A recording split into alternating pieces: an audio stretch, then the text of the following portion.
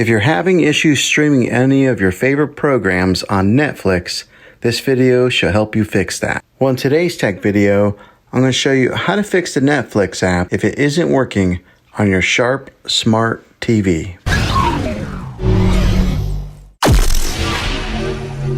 Let's see if we can fix your problems and get your Netflix back up and running as quickly as possible. The first one, it's the easiest one to try, and that is to unplug your TV from the wall outlet and wait 60 seconds. Now don't be impatient here.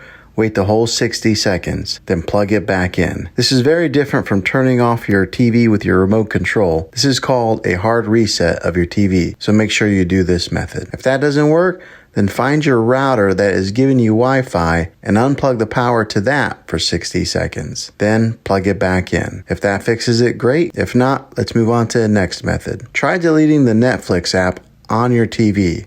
Go to wherever the apps are located on your system and remove the app altogether. Then reinstall the Netflix app again. After you reinstall it, you might have to log back in with all of your credentials, but hopefully this will work. And if that doesn't work, I recommend buying an affordable Roku stick or Apple TV 4K or an Amazon Fire Stick and use that as your main streaming player. You'll be able to access Netflix and any of those systems. I'll put links in the description down below of where you can get one. Well, hopefully this video was helpful.